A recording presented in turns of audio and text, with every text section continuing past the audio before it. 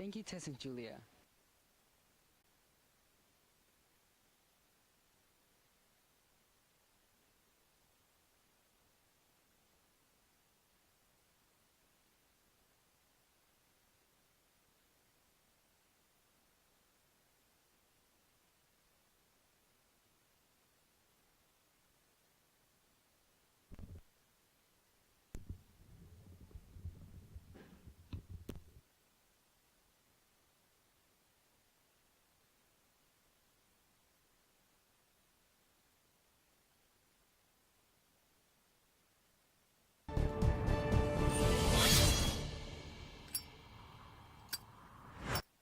Good afternoon, Wright Tech. We're your hosts, Julia and Tess. It's October 4th. We're going to tell you all about the news this week. We're going live a little earlier in the week because of the cycle change. Don't forget that the cycle ends today. Here's Jose to start us off with the weather for the week. Thank you, Tess and Julia. The temperatures right now are 56 degrees Fahrenheit and 13 degrees Celsius. Later on, it will be 54 degrees Fahrenheit and 11 degrees Celsius. This will be the weather for the upcoming days, so make sure to bring an umbrella.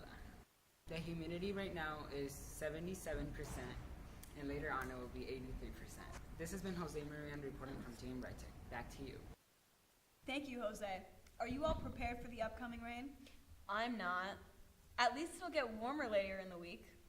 Let's take a look at the lunch for the week. Looks delicious. Anyways, some announcements for the week are ahead. Miss Harris is hosting a contest involving candy to win a dress Sunday. If you want to ditch the uniform for a day, bring a bag and spread the word. Julia will introduce you to the textile bins. If you don't know what those are, that's okay. Take it away, Julia. Here at Wright Tech, we have textile bins that you can donate to. You can donate your old clothes, textiles, shoes, sheets, stuffed animals, bags, throw rugs, and more. They are located outside at the front of the school. Donating helps out our school, so make sure to donate and tell your family and friends too. Julia,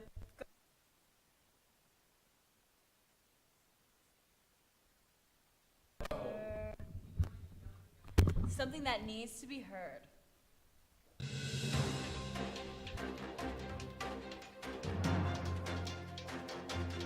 For this week's Unspoken News, we have Iranian woman protesting against Iran's government after Mahsa Amini, a 22-year-old woman that was captured because she showed her hair, which is against Iranian law. She died soon after in police custody. After this was reported, a protest raised up to defend women's rights, wanting to defend their clothing choices. A woman-led protest burning the hijabs and cutting their hair in the streets of Iran. Of course, Iran's government did not let this protest go unsupervised and did a massive crackdown with police enforcement. 83 people have been reported killed by law enforcement. Masih Alinejad, an Iranian-American journalist and activist, speaks up about this in Good Morning America, and this is Garcia about the situation.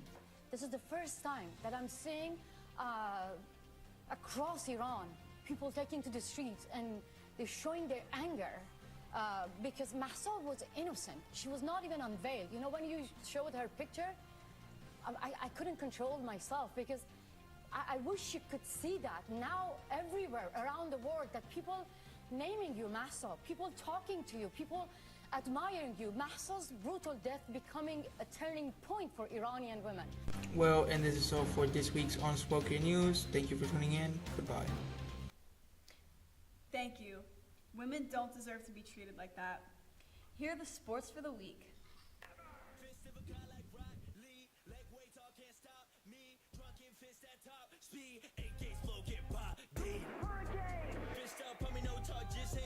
What's up, everybody? It's your boy Cameron back at it again. Before I get into what I'm really about to get into, I'll discuss the schedule and what's going to happen for Wright Tech.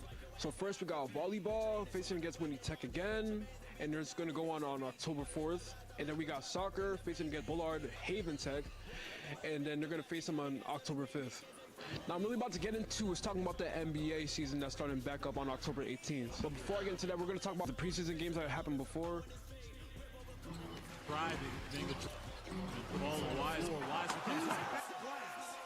Now we're going to talk about the game that's going to happen between the Timberwolves and the Heat. Now let's look at the stats between the star players from each teams, Jimmy Butler and Karl Anthony Towns.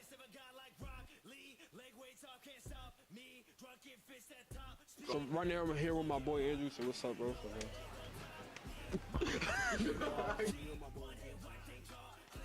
All right, bro. So first question I'm gonna ask you: which team do you think is gonna make it to the NBA Finals? I think Warriors can repeat it again. The Warriors again? Why? They just have a good team, and like, I mean, it's like good talent. It's like all young too. So they have like a great team, and they have a lot of newcomers that's going into their third and second year. All right, thank you. Thank you. To talk about banned books, we have Luke.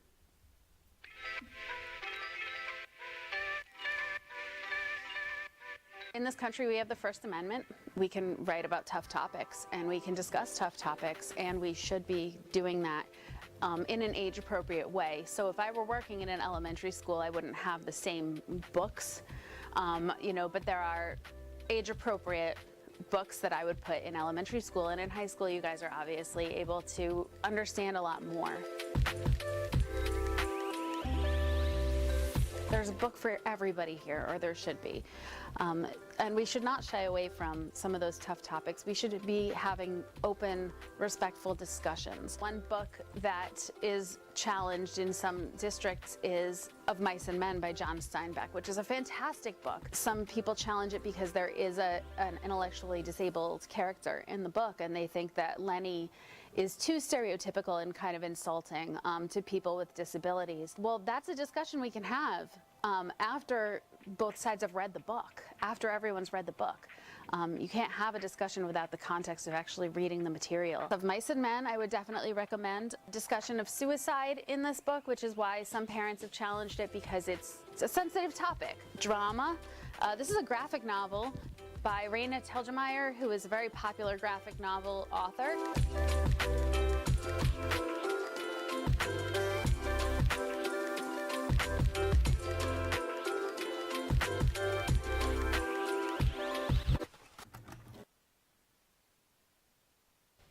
Thank you, Luke. I'm currently reading one of those banned books. It's really good. Yeah, me too.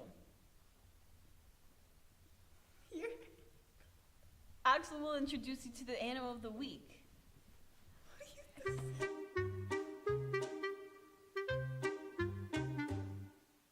Welcome to Animal of the Week. This week's animal is the house centipede. I'm sure everyone has probably seen one of these in their house at some point. They're pretty disgusting looking, they look pretty oily and stuff. But you should probably not kill them because they'll splat over your floor, number one.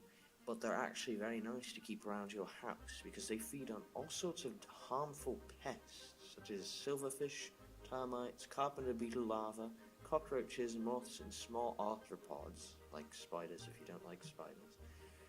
The house centipede does bite, and it carries a little bit of venom, but it will only bite you if it sees you as a threat, so as long as you're not being a little poop head and fiddling with it, it should be fine.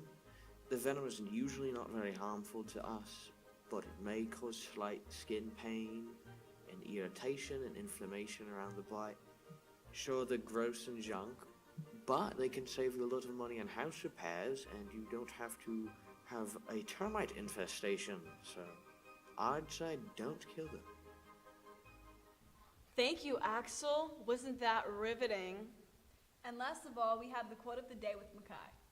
Hi, it's Miss P from Digital Media, and I have the honor of delivering quote of the day. And the quote I have selected is, everything will be okay once you are okay with everything. Life brings a lot of ups and downs, but at the end of the day, you have control. You have control on how you're feeling, how you look at the situation, your mindset, everything. Even though life can bring those ups and downs, at the end of the day, you have control. And that's how that quote resonates with me. I hope it resonates with you. Thanks for tuning in this week. We're the Junior Digital Media class, and we'll see you Around. We said